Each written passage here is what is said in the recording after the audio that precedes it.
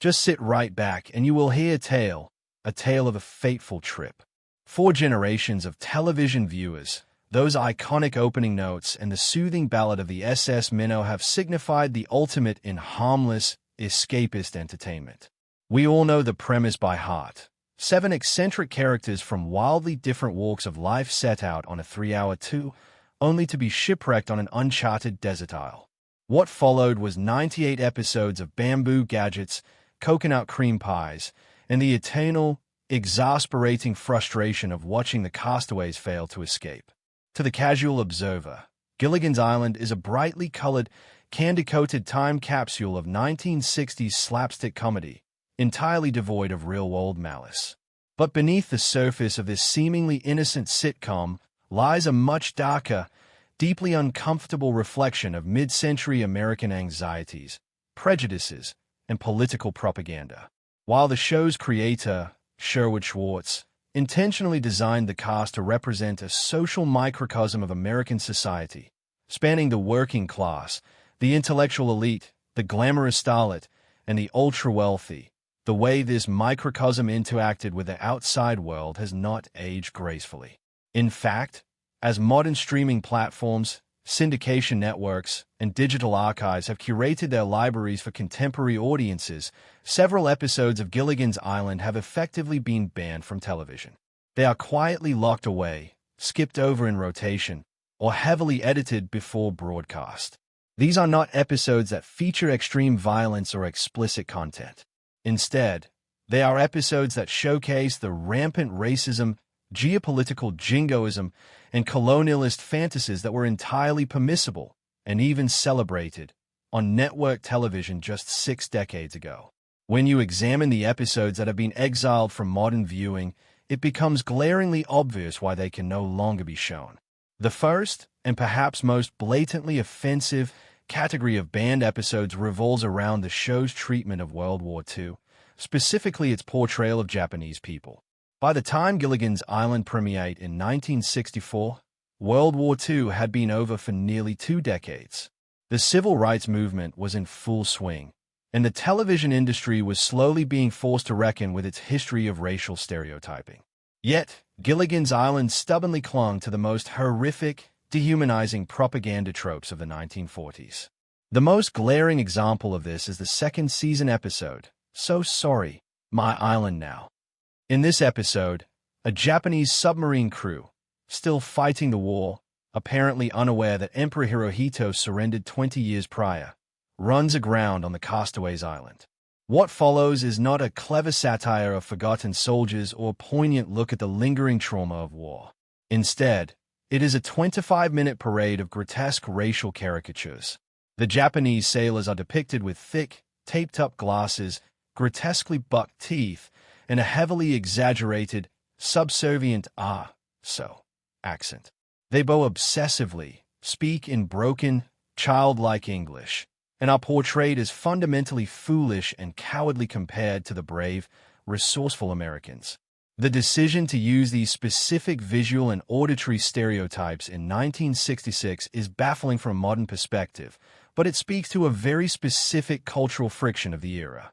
As a reference material points out, the 60s were a time when the world was rapidly decolonizing and globalizing, but Hollywood often preferred to freeze time, clinging to comfortable, familiar, and highly harmful stereotypes of the past.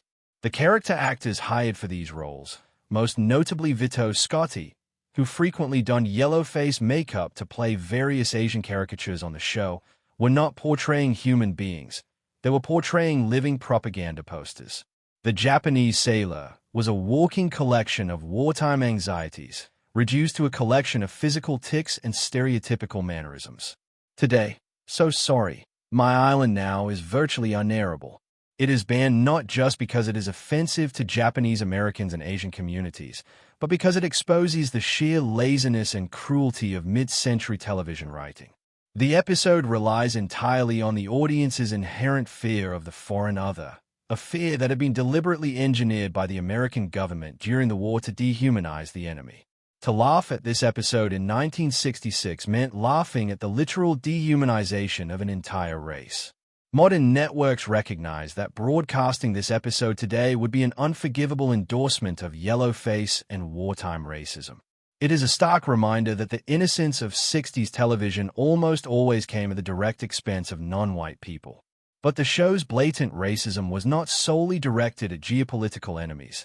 It was also relentlessly aimed at the indigenous people of the very Pacific region where the show was theoretically set.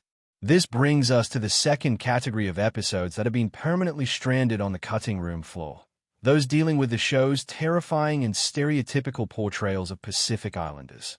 To understand the cultural friction of Gilligan's Island, one must look at how it handled the others, the various groups of indigenous people who periodically invaded the castaway sanctuary.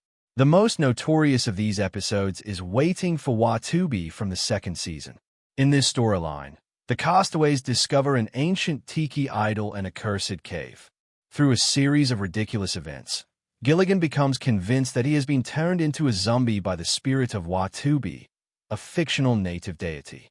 On the surface, this is played for broad, physical comedy. Gilligan shuffles around with his arms outstretched, speaking in a monotone voice while the rest of the cast tries to break the chaos. However, the underlying subtext of the episode is deeply rooted in colonialist fantasy and white supremacy. The show treats indigenous Polynesian, Melanesian, or Micronesian spiritual beliefs not as legitimate cultural practices, but as primitive, absurd superstitions. The magic of the natives is contrasted directly with the rationality of the white Americans. Even the professor, who can build a radio out of bamboo, approaches the native curse with a paternalistic, anthropological arrogance, treating the local culture as a quaint, backward delusion rather than a society to be respected. Furthermore, the show relied heavily on the headhunter trope. In the world of Gilligan's Island, any nearby landmass not inhabited by the SS Minnow crew was presumed to be crawling with spear-wielding, mask-wearing warriors whose primary motivations were human sacrifice or kidnapping the white goddesses, Ginger and Marianne. This trope was a lazy shorthand for danger, preying on the Western suburban viewer's inherent fear of the primitive. In episodes like Waiting for Watubi and others featuring tribal encounters, the production followed the standard, deeply unethical industry practice of the time, casting white or Latin American actors in brownface. Actors would be slathered in dark makeup, stuffed into synthetic grass skirts, and directed to speak in unga-bunga gibberish. This was not just a lack of representation, it was a total erasure of the actual people who lived in the region. The Pacific Islands were treated by Hollywood as an empty playground for white explorers, devoid of real humanity. Whenever natives appeared, the threat was almost always sexualized, centering on the kidnapping of the American women to be married off to a tribal chief. This reinforced the dark continent narrative, asserting that civilized white men had to protect their women from the savage, hyper-virile primitive males. Episodes like Waiting for Watubi are banned today because they represent the absolute worst of Hollywood's colonialist gaze. They do not just stereotype a group of people, they entirely erase them, replacing real indigenous cultures with a monstrous, fictionalized caricature designed solely to make white Americans feel superior. While the racial stereotypes are the most visually shocking reason the show has been censored, Gilligan's Island also produced episodes that have been effectively banned due to their intensely jingoistic Cold War propaganda. The third episode that modern networks refuse to touch is the Season 2 masterpiece of paranoia, NYT, Not Yet. Gilligan's Island was produced during one of the most paranoid decades in American history. The mid-60s were defined by the constant, low-humming anxiety of the Cuban Missile Crisis, the nuclear arms race, and the frantic competition to put a man on the moon. In NYT, Not Yet, this paranoia is brought directly to the lagoon when two Russian cosmonauts crash their space capsule on the island. On paper, it is a standard fish-out-of-water comedy. In execution, it is a piece of overt, state-adjacent anti-Soviet propaganda that feels grotesque in a modern context. In this episode, the Russian cosmonauts are not portrayed as human beings with their own dreams, fears, or personalities. Instead, they are depicted as rigid, humorless, robotic ciphers who are hyperloyal to the state. They serve as a stark foil to the individualistic, chaotic, and emotionally expressive American castaways. The humor of the episode relies entirely on the Americans bewildering the Soviets. The cosmonauts cannot comprehend the Howells' blatant, unapologetic capitalism, and they are utterly baffled by Gilligan's bumbling incompetence. In one of the most telling scenes, the Russians perceive Gilligan's constant, disastrous mistakes not as accidents, but as highly complex, calculated acts of American sabotage. This reflected a very real, very dangerous American sentiment of the time. The arrogant belief that the Soviet system was so rigid and mechanized that its agents could not possibly comprehend the simple, disorganized freedom of the West. It was a comforting lie told to an anxious American public.